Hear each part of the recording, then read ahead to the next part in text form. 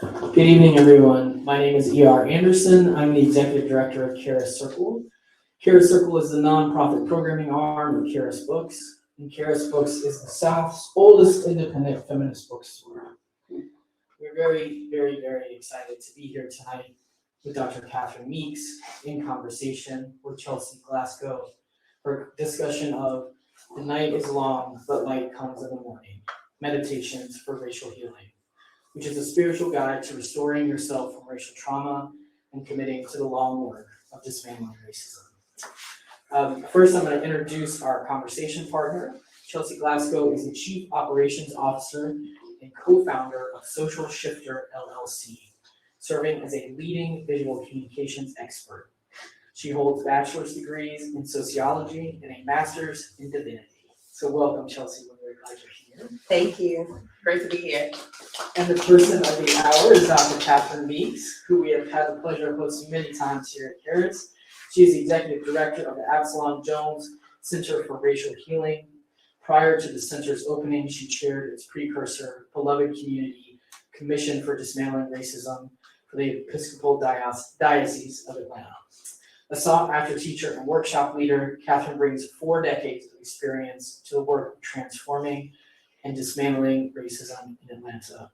The core of her work has been with people who have been marginalized because of economic status, race, gender, or physical ability as they pursue liberation, justice, and access to resources that can help lead them to health, wellness, and a more abundant life.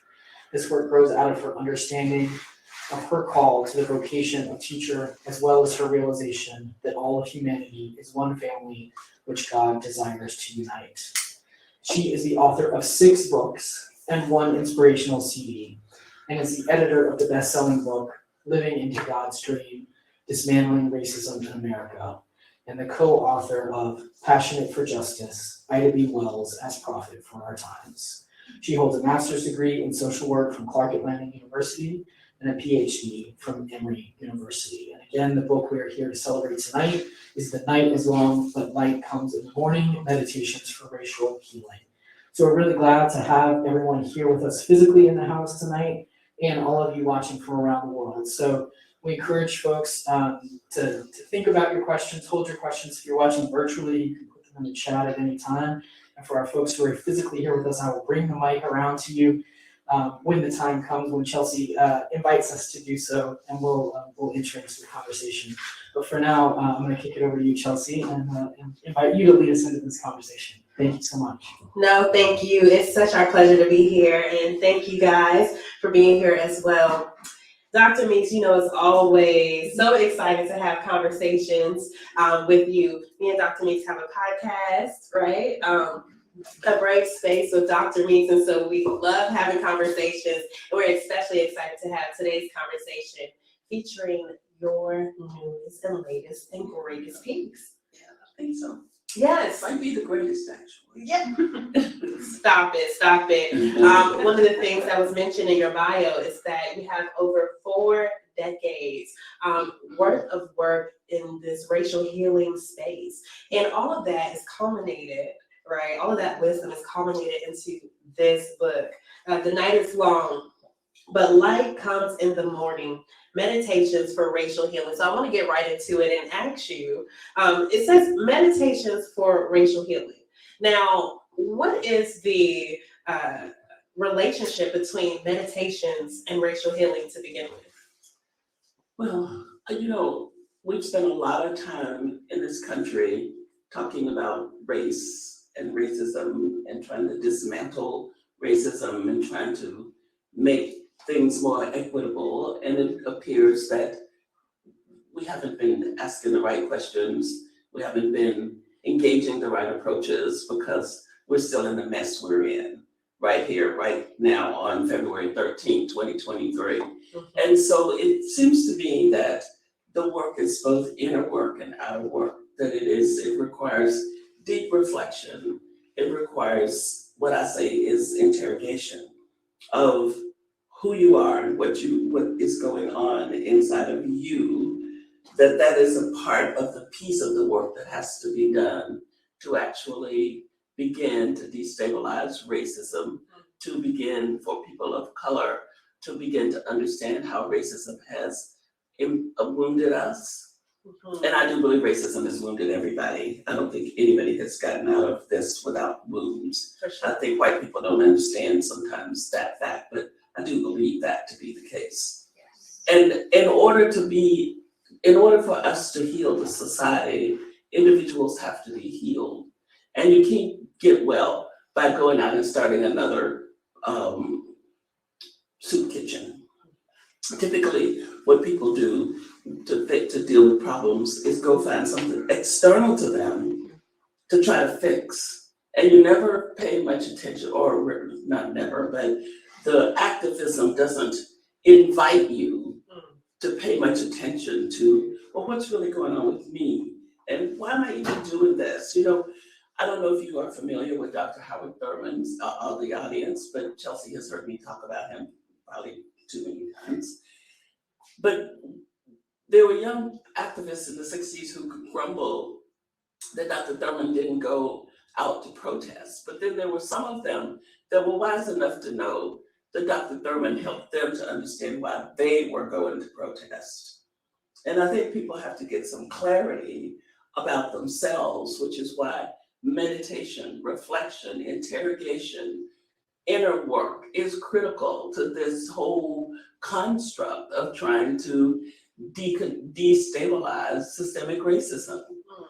And when people have more of a sense of having done that work, then the external stuff we do ends up to be different. We end up to have, but one thing, we end up to have more courage because we're operating out of a better understanding of ourselves, and we have come to some conclusions about how much we're willing to be disrupted, what we're willing to do in order to achieve the destabilization of racism. I think so much of the time we get into trying to make changes in the world, and then it gets more complicated than we thought, and then we retreat because we didn't have a clearer sense in going forward. So that's why I thought to talk about this in terms of the inner and outer work. And you know, that's the work, that's the way we approach the work at the center. Absolutely. That it's not just about fixing the stuff out there. I mean, we've been trying to fix it and we haven't done it. Clearly, we haven't done it. And people don't basically want to do the inner work anyway, so it's just easier to go, well, it's always easier to fix somebody else. You know, you need to be on a diet, but you buy diet food for somebody across town, or your neighbor, or your child, or somebody other than yourself. I mean, it's just that we like to push that off. So yeah, we like to do the easy work, or the work that seems simple, but not the hard work of interrogating ourselves, right. asking ourselves the right questions, and actually coming up with answers and wrestling with that. And also the work that we can point to and say we did it. It's not that simple to know what you have done in terms of inner healing. I mean, it takes a while. It's sometimes an uphill climb, and sometimes you're not sure what you've done until some time passes. But you know, if you start a new after school program, you can say that's what we did, and now you can feel good about that. And there's nothing wrong with starting an after school program. You just don't need to do it in substitution for working on whatever it is you need to be working on. Absolutely, absolutely. And it sounds to me that you're saying it starts with us. The reason why meditations and racial healing have such a unique attachment to one another is because it starts with us doing that internal work. And you have been doing that internal work for the last, again, 4 decades, going on 50 years. You know? And so you know firsthand. You're not just talking about it based off of being the executive director of the Center for Racial Healing. You're not just talking about it based off of your background in social work and sociology and all those things, but you're talking about it from experience. Can you share with me and the audience a little bit about your experience doing this internal work? What does that journey look like? Well, it can be costly. You just have to spend a little bit of money on therapy along the way, and find a few people to help you out, because you can't always do all this by yourself. Though I don't want to make this into elitism either, because anybody anybody can get well. The possibilities for getting well are out there in the universe, and I don't think you have to be rich in order to be healthy. So please don't understand me to be saying that. I think that for me, the issue was, why am I here? What am I doing on the planet? And what's my life supposed to be about? And what kind of life can I have as a Black person growing up in Arkansas, where I was told this is the structure you're supposed to fit into? And something in my soul said, oh, that doesn't sound right to me. I think there's something else, and I want to know what the something else is. And the something else for me was liberation and freedom. So what does it mean to be free? What does it mean to be liberated?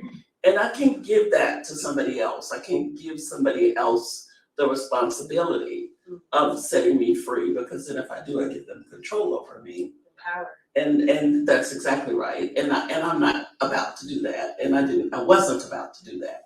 Though I'm clear-headed about it now, I wasn't then. I was just kind of more intuitively railing against people's efforts to put me in boxes and tell me what I was supposed to think and how I was supposed to be.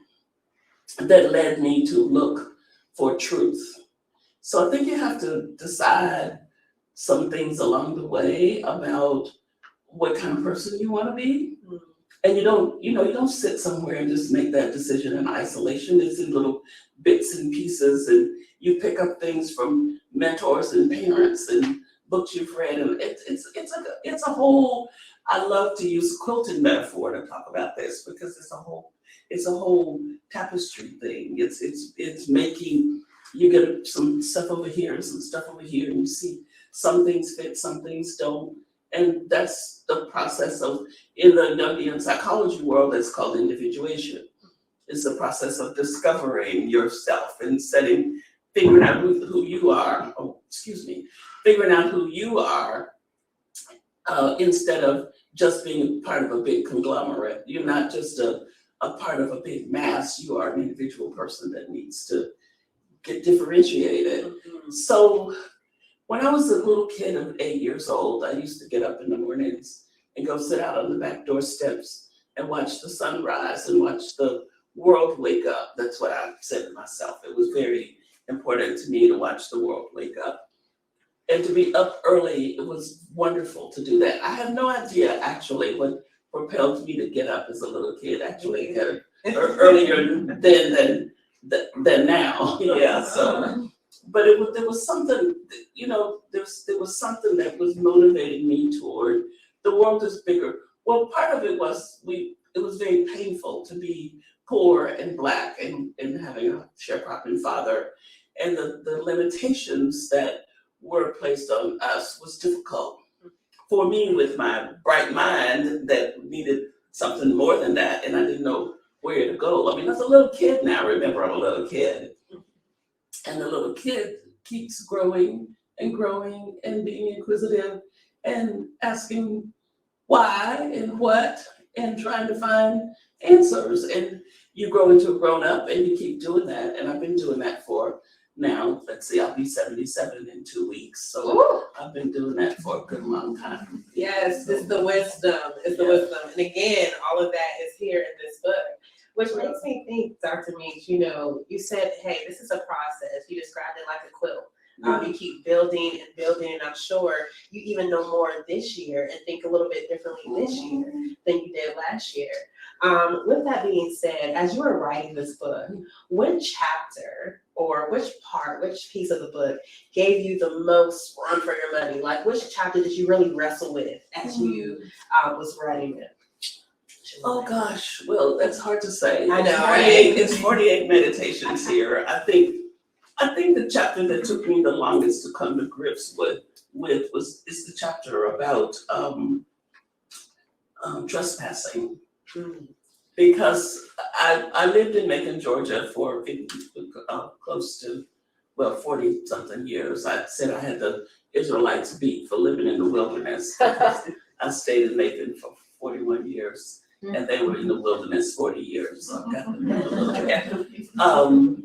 But I learned a lot, because you can learn a lot in the wilderness if you don't die, and I didn't die. So I worked in a mental health center there, and one day I was sitting in the lounge uh, just before lunch, and I was the only Black staff person at that time.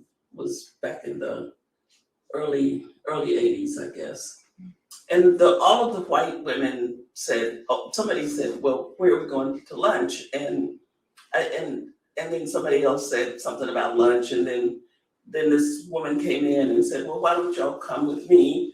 And so everybody got up and started out, and I didn't get up. And so somebody turned around to me and said, aren't you coming? And the woman who had said, well, why don't you come with me, said, oh, she can't come because the club doesn't let Black people come there. And they all left and went to lunch. And then they all came back from lunch, and nobody ever said a word to me. I mean, it was like it didn't happen. And a couple of those women had acted as they were my friends. One of them had actually bought the same face cream that I used because she thought my skin was so well kept. So that's somebody who is saying, I want to be connected here to you somehow or another. But she, and I said the wrong title for it. Trespassing is another one, but this one is really invisibility that I'm talking about right this minute. She said to me, nobody ever said anything to me about having left me. And it took me years to really kind of let that come back to the surface and deal with what it had done to me. But then what I realized was the reason why they didn't ever say anything was because they didn't leave anybody there, because I was invisible to them. So even though I had this sense of these people were, they were cordial to me, nobody said any abusive stuff to me in a daily run of work, but they were oblivious to me as a person and my personhood, even the ones that were supposed to be my friends. Because even if you got caught up in the moment and you were too cowardice to say, well, I'll just stay here with Catherine and we'll go somewhere, I could see how that could happen. But you would come back and say, I'm really sorry, and I really should have done better than that. You would say something, you would acknowledge it, So it took me a long time for that to come to the surface and for me to write about it. It was really good, it was really hard.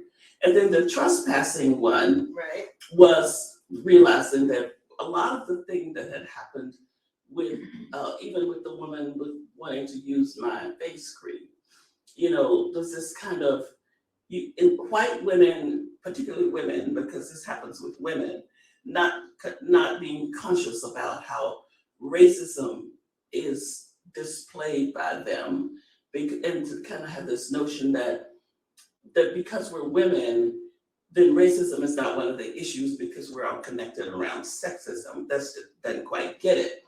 When you have this sense of, but you still don't see me, so this notion of, I say in the book, inviting the Black woman into your house to look at the flowers that you picked from her garden, but making her feel like you grew them. That's trespassing. So you get to comment on my life. You get to see me you get to talk about me as strong and see me in all these ways you make me up, but you don't see me at all. To ignore the pain. Because that's right. Human experience. And then we Black women become complicit with it because we've been socialized so well to not make white folks feel too bad or too uncomfortable, or be careful what you say. I had a friend who's white, who's the Black woman who worked for her would be at her house at 10 o'clock at night. And the woman had young sons in high school who were getting into trouble because they needed their mama to be at home sometime or another before 10 o'clock at night. And what my friend would say to me about her was, she's my best friend. That's not so. You don't treat your best friend like that. You don't. you know, and of course back then, if I had the same mouth that I had then, now I would have told her that. What I used to tell her was, I think you should make Bessie go home. Just tell her you have to go. You can't stay here till 10 o'clock at night. I never got into I didn't even really understand all of the analysis that I can make about it now. But that trespassing in somebody else's life, entering into somebody else's life without being honest enough to say, there's something about you that's very fascinating and I don't quite understand it, I don't get it, and I want to be more like you. That's really what's being said, but it's not being owned up to. I want to be like you, but I don't want you to know it. So I want to come and get these flowers and stick them in my house and then invite you in to look at them so you can admire them with me. Well, you know, but I don't want to tell you anything. And so the invisibility and trespassing I went through a little spate of rage that I didn't realize I still had when I was writing this. And it was a good thing because now I can name it and I know what it was really about. It was coming to terms with, oh, so don't try that anymore because I have a different level of consciousness about it, you know, that to make people invisible and then to take from them what you want without acknowledging what you're trying to do. Those are ways to keep yourself from getting well. For sure. And it makes it difficult to have any kind of honest relationship unless the truth is being told in those situations. So, you know, I'll say to you, oh, Chelsi, that is so lovely. I'm so jealous. So I've owned up to, I'm jealous, and I wish I had it, but I don't want you not to have it. I just want it too. And if you say that, then so we kind of know, yeah, you know, we know that. We all have things that people have that we see people with stuff and we kind of wish we had it. Or we have friends that have stuff. But if you go around just trying to take it without owning it, and sometimes maybe not even letting yourself know. See, I think that self-awareness, being awake, being conscious is so critical. And I just think that being willing to look yourself in the face and see who you really are is the first step to any kind of healing. Jimmy Baldwin said that we can't heal everything that we can name, but we won't heal anything we don't name. And I really do believe that. And people, you know, every time I talk about this, there's always somebody that wants to argue with me because they don't want to do the work. They don't want to acknowledge that maybe there's some truth to this, that, you know, well, somebody just needs to fix it. We need to fix the mess. We do need to fix the mess we made, but it's not going to stay fixed unless people are willing to be doing the work, internal work that allows them to be willing to live in a society that's equal. Yeah, you know. You mentioned the word wellness. Yeah. And it sounds like, you know, we have to be willing to do the work to get us to be made well.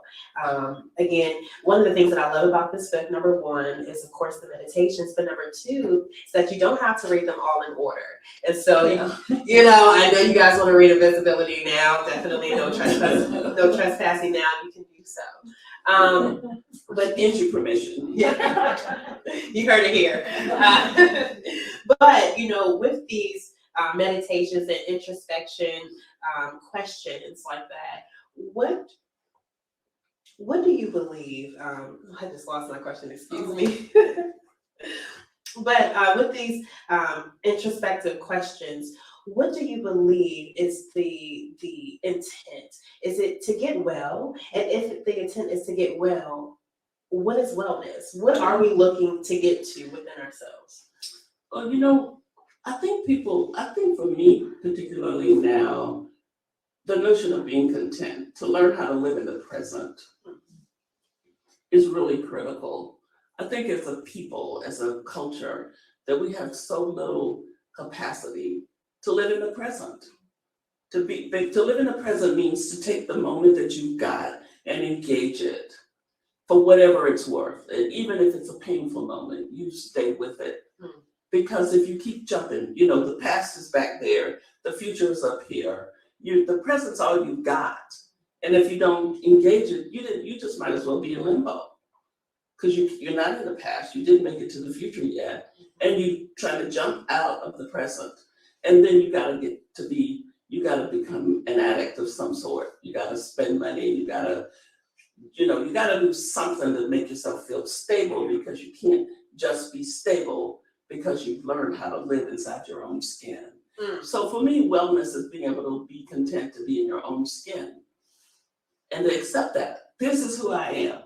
Now, that doesn't mean I can't do something about me. I can be better. I can be with some more things. This is not some told of me, but this is me right now.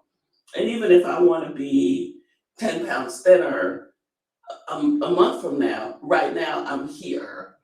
And if I can't be present to that, when I get to 10 pounds thinner, I won't be present to that either. Wow, Because when I get there, it'll be something else that I need to get somewhere else. And then when I get there, like when I get out of college, I'm gonna really be happy. No, you're not. I'm joking.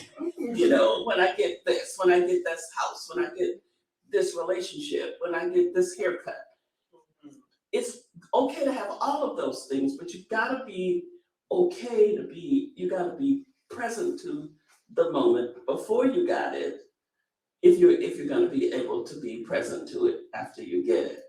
And the one other thing I want to say about this too, we have allowed the illusion, because race is an illusion, everybody knows that, it's a made up thing, but it's a made up thing that's caused an awful lot of damage and war and all kinds of horrible things on the earth. So we do have to treat it, we have to take it seriously, we can't just dismiss it, and say, well, it's a made up thing, so we don't have to deal with it. No, that's not true.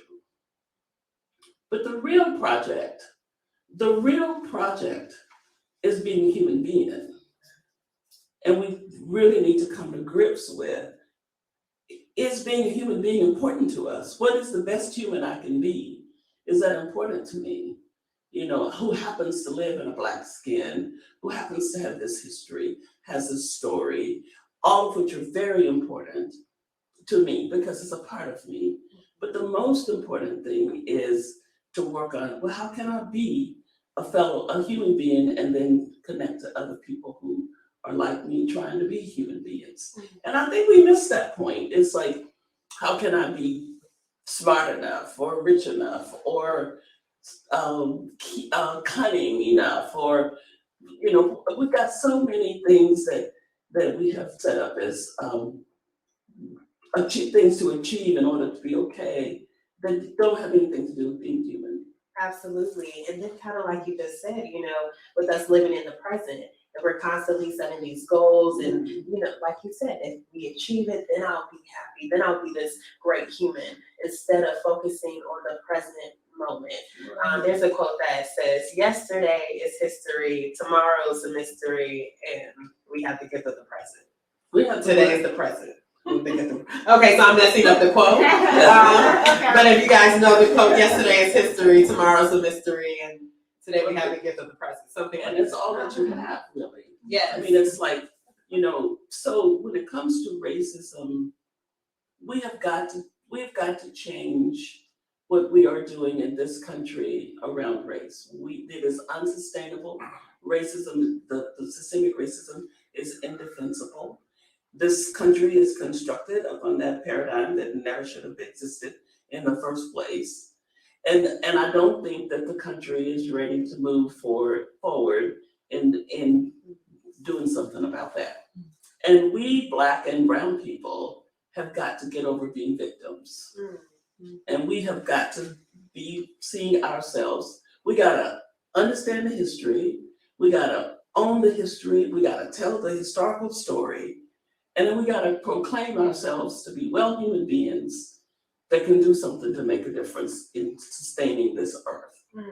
And I just, I'm gonna write a blog next week that's called "Victim is Not on My Birth Certificate." Because yes, I grew up poor. My brother died because a hospital wouldn't take him in because he was Black and poor. That's painful. But do I want to camp there for the rest of my life and feel bad? Or do I want to say, let me make a world where little black boys don't have to die because they don't have insurance? Yeah. You see, there's a difference here. Yes. And what we have done, I think, just without really thinking, is created a narrative in the culture that's detrimental of victimization, that you're a victim and you're always going to be a victim, and you got to stay scared because victimhood is coming for you, and we need to rethink that. That doesn't mean you don't tell the truth. I'm not in that camp of folks that want to rewrite history. That's a bunch of foolishness. Because telling the truth and holding the truth, teaching people to live in the dissonance is what's so important. This is the truth, that it's dangerous to be Black in America. It's also the truth that you can live and grow up and thrive in this place. And hold those two things is complicated. Yeah, but necessary. Or else you just might as well leave the planet. And what we have done is we have invited a whole lot of people to leave the planet through drugs and all kinds of ways of self-destruction by not teaching people better to stay in that space where it's not this, and it's not either this or this, it's both of these things. And my son, I have two very beautiful 37-year-old and 41-year-old sons. And my 37-year-old son said to me after the last police beating, which was just tearing us all apart, and I was crying out every day and walking around the house in a bad mood. And my son said to me, Mama, we have two choices. You can stay in the house forever and be a recluse, or we can go out and live our lives and try to be as human as we can be. And I'm opting for going out. Yeah. And I'm going with him, and he said to me, I know you don't want me to go out of the house, and I don't want you to go out of the house either. But we're both going out of the house because we choose to be human beings, and we choose to live, and we choose to live the best life we can live. Now, do we not know that it's dangerous? Yes, we do. But we also know that there's more to life than just the danger. And my job is to help create the world where more people can feel that way. Because if you live in a neighborhood where everything that's happening every day is just destruction and you don't have the resources you need, there's just poverty and no sense of hope, you cannot have this opinion that I just expressed. So those of us who are capable of having life be good enough to us that we can see the world this way have a huge responsibility to try to help make that true for people who don't have that.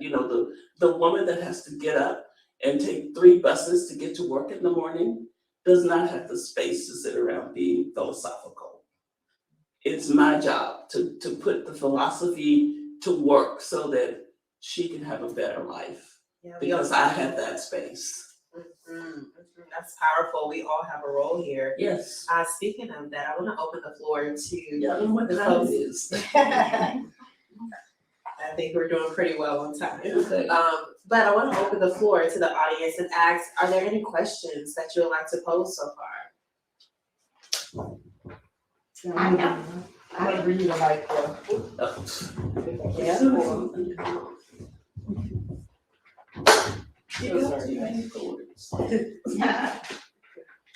bring a nest over here. There we go. Too many. Your question will be later. Thank you. First of all, thank you, Dr. Meeks. Thank you so much. I could sit here all night. We won't make you do that. We won't really do that. I'm intrigued by your story about the women invisibility and going to lunch. I'm curious if you think those women remember that moment. And I ask that question because as I think about and I hear people's stories, Black people's stories, I mean, I can recall the first time I was called an N-word, and it was 40 years ago. I can remember these moments, and I think when I think about healing, those are deep scars and wounds that we carry. And I just often wonder if it's on the other side as well. So I would be curious what you think about if those ladies have had to wrestle with that moment? I don't think so. Because for them, they didn't do anything. You see, I mean, they left and went to lunch and came back and went to work and until, I think the only way that it would ever come back is if they were in the process of really deeply working on their own inner stuff, then that might come back. But short of that, no, because if I stepped on an ant, I'm not gonna worry about being a murderer because I don't think about ants very much. That's not quite true. I do think about ants and I'm trying not to kill them, but I'm just trying to make an example here. So they didn't leave anybody in the room. See, that's the thing. If people are invisible to you, and then there's a bunch of data to back up this whole thing that the doctors, 2020 medical students who were polled in some of our better medical schools thinking that Black people can tolerate pain more than white people. So there's this notion that there's something different about us. And so we are, like you maybe are of the same species, but there's a different variation. And so you don't hurt. As soon as we have, a white man told me the other day, he was at a rally for when Trayvon Martin was killed. And the sign saying Trayvon was lynched made him uncomfortable. So he asked somebody Black to if they could put the signs down. And I don't know what kind of Black person this was, but he asked them to do it and they did it.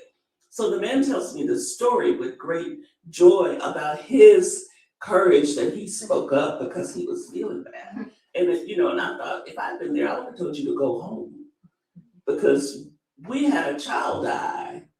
And if you feel bad about these signs, we don't care.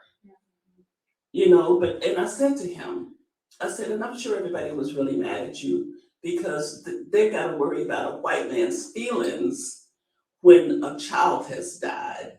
And I said, that's what we have done too much of. We have been too worried about white people's feelings to tell the truth, to stand up and do the things we need to do. And we're sick and tired of it. And he just looked at me like he'd never heard anybody say anything like that. And I'm thinking, you should have met me sooner. Because then you wouldn't go telling this story like it's a great awakening that you've got the courage to say, you didn't like the sign say, I said, Trayvon Martin was lynched, by the way. Because that is that kind of, don't you get it? No, because you are in this little bubble that's got you sealed tightly and you can't see. And so somehow or another, we have to keep poking at the cellophane wrapper, which is what this book does, what I do, what I stay committed to. You keep poking at the cellophane wrapper so holes get in it, and some people will start to pull the wrapper off and wake up to oh my God, what have I been doing? Other people will just seal it back up. So and you don't know which ones, so you just have to tell the best truth you can tell, live the best life you can live, and whatever happens, happens. You can't go around trying to keep inventory because that'll just drive you crazy. You just have to be who you were put here to be, which is what I'm really glad to do. But I don't think that probably remembered that it wasn't even, I don't even think that it was, I'm not sure that anybody even paid attention to what had happened. Half of them probably thought I didn't go because I didn't want to. Because that's the story you got to tell yourself because you got to explain it. Yeah. So anyway. Thank you. You're welcome. Anyone else? Questions, comments? Are there questions from the? Not yet. So, okay. Well, I do have a follow-up question for you, Yes, Dr. ma'am. Meeks. How does one live with the lack of apology? If there's no apologies ever given, which means that there will be this constant, growth, right? Like once, I keep going through this book, we all go through this book, we all get well. But there's always someone else, there's always the other side who doesn't want to get well, who doesn't recognize the need to do the internal work and is, always pointing the finger. So what do we do with those people who are resisting doing the internal work? And then, we have to suffer the consequences of their ignorance. You have to decide how much time and energy you want to invest in it. Okay. And for me at the time, this was 40 years ago, and I was a kid still. So I didn't, if that happened to me now, I would confront them. Then I just sucked it up. Now, particularly the two who used to want to go do stuff with me, I would say something like, wow, could you do that? What did you think? You were going to the Elks Club. They don't let Black folks come to the Elks Club, but there are hundreds of other restaurants in Macon, Georgia. So we could get lunch without, I would say something. It's the whole microaggressions thing, even though that's bigger than a microaggression. Every day there are all these little pricks, and you decide which ones you want to deal with and which ones you don't. Some of it you just let it go. It depends, if it's a stranger that says something, I probably just am not gonna bother with it. If it's somebody that means anything to me, then I will say something, because I can't pretend. So if I don't say something, it's gonna build, and one day I'm gonna have a complete fit. And so it's better to deal with it when it comes up. Yeah. So it's choice making. You make choices, like you do with everything, I think. Absolutely. It sounds like this type of choice making, however, requires courage. Right? Even reading this book is going to require courage to be honest with yourself, to be honest with others. How do we gain that courage? Courage is a funny thing, isn't it? It is. And it's, I think you practice. I think you can have a practice of courage. Someone talked about, you can practice like, if there's something that, like, if you're really afraid of something, you can work your way up to, but the example I used when I was talking with David Brooks last year is if you're a white person who's just scared to death to go into communities of color, that you might try driving through the Starbucks to get a cup of coffee that's in a community that's diverse, and see if you can make it through the drive-through, and get out without something happening to you. And after that, you do that for a while, then you're working on getting up the courage to engage a community that's different from yours. So you drive through, and then after a while, if you're trying to be honest and you're intentional about this and you really want to do better, you will stop your car and go in and get your stuff. Eventually you will sit, and eventually you can learn that you can be white and go into a community of Black and brown people, and nobody really is going to bother you, basically don't pay any attention to you. But it's a practice.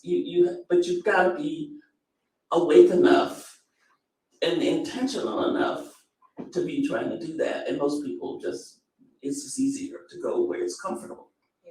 It's easier for all of us to go where it's comfortable. I make myself go in routes that I haven't been on before, because it's important, one thing, not to get stuck in a rut. It's also important to go, like, drive through a neighborhood that wouldn't be on your, you intentionally went into that neighborhood because you don't want to get to be one of those people that's scared of people. We made so much effort to make us scared of each other. When I work with people in North Atlanta, and they talk about coming downtown like it's like going to a war zone. And I'm thinking, what's gonna happen to you if you come downtown? Well, it's just not safe. What do you mean it's not safe? I go to downtown and I'm here, and that's not what they mean. There's white people that have been scared into thinking that if you come downtown, you gotta encounter all these poor folks and Black folks and homeless people, and that's all gonna just be overwhelming. We have to name that foolishness and speak about it and say, no, you don't get to stand here and tell me driving downtown Atlanta is a dangerous encounter. It's dangerous to drive anywhere. Not because of the people that's walking, but the people in cars that aren't paying attention. So the practice of courage. Barbara Brown Taylor talks about walking in high grass in the summertime when there could be a snake in the grass. Is another way to work on building courage, to take a little risk, to go a little, to push yourself a little bit beyond where you were yesterday. You know, my favorite thing is being half a shade braver. Every day to be just a half a shade braver. Try to be a half a shade braver. So if it's speaking up to somebody, I'm an introvert. I don't like to talk to strangers, but I talk to strangers nowadays because I worked on it. You know, because I need to be a half a shade braver and take a little chance that if I say hello to that person, they might actually say hello back to me. And their hello may not be poison. I might live through it. You know, because we sometimes act like we think if we speak to somebody that they're gonna spew out something that's gonna kill us. And that notion has made us, it's made us where we just aren't, we're losing the capacity to be human with each other because we have allowed ourselves to become so afraid of one another. And I refuse to live that way. I will not live that way because it's not good for my soul, my psyche, or my health. And I won't be that person. I love that, Dr. Meeks. It sounds like you're determined to be well. Yes, And ma'am. you're determined to live free. I love that.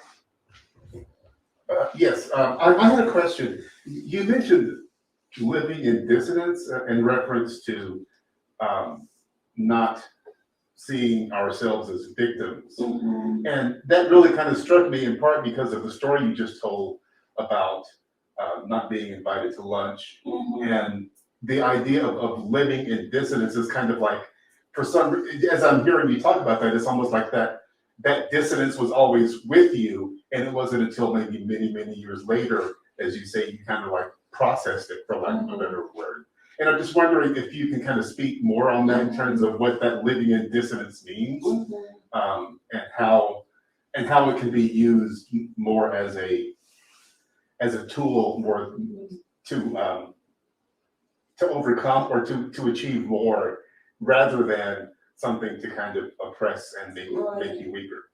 You know, dissonance is this realization that you have to hold these two sets of truths that seem in opposition, that actually might be in opposition to each other. So the fact is that there are many places in America where I would not be welcome still. None of us Black folks aren't welcome. There's some places white people wouldn't be welcome either. But we've observed the Black folks not being welcome much more stringently than we have white people not being welcome. But because there's some places where I wouldn't be welcome, does that mean that I'll avoid every place? So I learned the antsiness or the dissonance or the space in between that's created is with, I don't have any guarantees here that if I go to this place, it won't be one of those places, even though I can have some judgment about, I'm not gonna drive way out to South Georgia and go to some little place that looks like they wouldn't be too friendly toward me and go try to find out if they're friendly. I'm not gonna do that, But so I think as a Black woman, I always lived in reality of being marginalized, being left out, being not chosen, not being good enough, not being seen. All of that is just part of the everyday life you live with. Because it's Black people in America, that was the milieu that we lived in. On the other hand, if you spend all your time focusing on that and being too conscious about it, you can't do anything. It's immobilizing. It will cause you to keep selecting yourself out of everything. And people still do that, because I might not be chosen, because I might not be wanted, I'll just stay at home. And so I think that my own process of developing consciousness kept pushing me to go forward and take a chance, and even though those women leaving me that day, thought about it for a while, but then there were many other things that were happening that in that environment that were actually worse than that. And so I didn't spend too much time on that particular thing. But as I look back on it, and as I look back on just the journey my whole life has been on, I've shown up in many places where I was the only Black person because that's where I wanted to be. It wasn't always comfortable, but I just learned to let it be other people's problem and not mine. And so that was helpful. That's all a part of trying to learn not to be victimized by the culture. It takes effort, it takes courage, it takes practice, and a little bit of rage to say, I won't be defined by these externals. I won't be put in a box. And I've had all of those things and worked on them. And now I'm at this point where I don't have to, I don't think about it. I just go where I want, and I don't really care what anybody says or thinks because it's not my problem. What you think is inside your head. And I as long as you don't try to harm me, you can think what you like. I would wish you would be willing to just let me be an equal human being and come in and be willing to reach out and treat me that way. But if you don't, it's your loss and not mine. So, but it's a process, and it's not simple. I mean, I'm in a family where I have family members that have been so done in by racism because they were not able to ever kind of quite build a platform that got them from the fear of being rejected to a place of standing tall and saying, I can be here. It takes a bit of coming to understand that you don't have to be defined by that behavior, that those women leaving me in that room can't become a part of the definition of myself. I have to say, that happened, but this is still me. I'm still here. I'm still working. I'm still smart. I'm still going to school. I'm still going to have my goals, and I'm going to achieve whatever.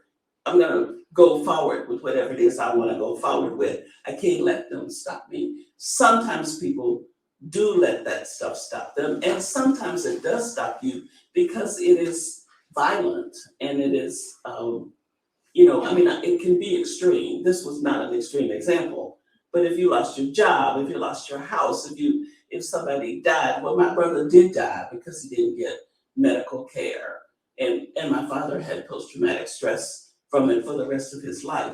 So some of the stuff can be very injurious, way more. This was injurious a bit, but some of it can be a lot worse. And I'm not trying to minimize any of it. I think racialized trauma has to be dealt with well. But there is a place for where everybody has to take responsibility for their own health and wellness. You just have to, even if you've been an abused child, you grow up somewhere. You got to say, I was an abused child, but I'm an adult now, and I'm going to be a better parent to myself than the parents I had. I mean, there's, it's a part of that. I have rheumatoid arthritis. Rheumatoid arthritis does not define me. I have rheumatoid arthritis. It means I walk with a cane. I've had hip surgery. I have limitations, but that's not who I am. It is an issue that I have to deal with. So is our history, whatever our history is. Good history, bad history, indifferent history. It's a part of us, and we have to deal with it. But we also can't let it become a reason for not being who we were put here to be. And racism is kept intact by particularly people being unwilling to keep interrogating it and letting it go because they don't want to know, they don't know what it'll be replaced with. And because the status quo is comfortable. It works. It's good. I mean, you know where you stand, you have this privilege and all this stuff that's been set up for you. So why would you want to give that up now and take a chance on not knowing what is it gonna be replaced with? The trouble is that there are these worrisome people of color over here saying, you don't get to keep on being in that arena. We have decided that, originally the notion was that the Black people would be the slave class, and we decided that wasn't going to be the definition of us. And so here we are, declaring ourselves as equal and worthy of liberation and worthy of being whoever it is we want to be, and that's troublesome. Up in Swanee, one of our schools where in the Episcopal community, that was part of the slaves were just always going to be there doing that work. Well, that didn't work out too well, because they're not there and they're not going to do that work, and that's not happening. That's hard to overcome if you bought into that narrative, and you have to then rethink everything. And if you've identified yourself, if you defined yourself by that narrative, you don't know who in the world you are if you don't have it. I mean, I've had older white men say, well, I just don't know where I belong anymore because, they've been destabilized. Well, you shouldn't have been defining yourself anyway in terms of superiority. That was your first problem. You should have made some effort to find out who you might be if you weren't trying to be superior. Because then somebody comes and helps you to understand you're not superior, then you don't know what to think of yourself, So that's, it's hard work. I know it's hard work, and I don't ever minimize that it's hard work, but it's got to be the work we do if we want to keep on being on this planet together. We've got to switch gears. We've got to stop running from it. We've got to start being more willing to engage at some different levels. And we've got to keep destabilizing those structures, but they'll be easier to destabilize when we decide to let go of the stuff inside of us that thrives on their existence. Yeah. It sounds like it will be easier to destabilize them once we are stabilized in our own identity. Right. When we know who we are able to stand up and speak truth to power That's right. Anywhere else. That's right. And the longest journey you'll take is from your head to your heart. Good one. That's the longest journey. That's someone's Instagram caption. We do have a follow-up question. Yeah. Denise asks, can you talk more about using rage in a positive way? Yeah. So I can still see myself out on the road going to Fort Valley with a hammer and a pile of bricks, and I was just beating the bricks because I was so mad. Just life was just not the way I wanted it to be. And I beat my bricks up into this little pile of powder, and I felt a little bit better. But then I realized you got to do more than that. You got to find a pathway here to put this energy. Everything is energy. Negative energy, positive energy. Everything is energy. Anger is energy. Being nice and kind. That's all. It's all energy. So you just happen to decide how you're going to use it. So if you can take your anger, rage, and whatever, and kind of know what it is and name it, and then put it to use doing something. Part of my rage used to help me get up at 4:00 in the morning in Macon, Georgia, and get in my car and drive an hour and a half to Grady Hospital so I could be there on the oncology unit at 6:00 to go to work so I could get a master's degree in social work. And part of it was I was raging about how hard it all was and how tired I was of doing it. And yet I had a plan, I had a purpose, and it was going somewhere. I wasn't just sitting in my house. Now, if I had gotten up and raged about it and had no plan and done nothing, then I could have many physical illnesses and people not liking me very much and have nothing else to show for it. I have an MSW to show for it, which was helped. It wasn't the only thing that helped me get the MSW, but that's my point. That the rage or the dissatisfaction that is, we get tired of life being hard, and so you're enraged about it. It's okay, but then what are you going to do about that? What is your plan? You just go sit here and be angry till you die, or do you decide this can help me? This can become fuel for a way to be that gets me someplace else that I want to go, because nobody's going to do it for you. And I'm tired of Christians talking about praying and don't want to work. I'm tired of people grumbling and don't want to put forth effort to make change, because you can't just sit in a room and grumble. Absolutely. You can grumble. It's okay to grumble. It's okay to pray, but you got to figure out what you're going to do too. And I just wish we would get those two things together. You get rage with your activity, I still have some of it. Like I'm really angry about the way we are killing people. Police are killing people in the United States of America. But it's not going to do me any good to sit in my house and just rail about it. So this Saturday, I'm meeting with a young police officer to start talking about how our center can do some reimagining policing work, because you got to do something with that stuff or it will eat you up.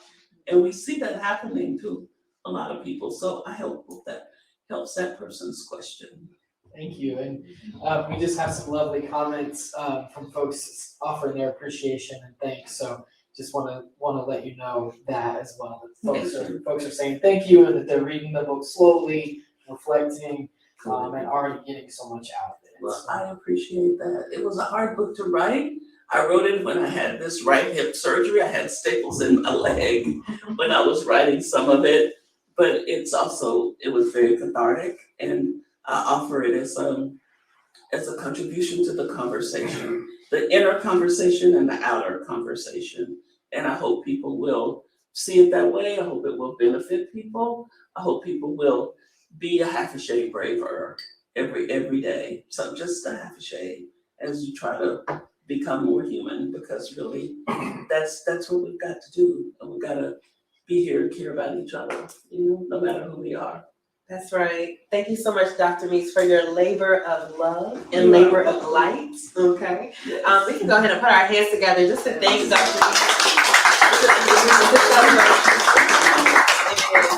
We are at our done. Yeah.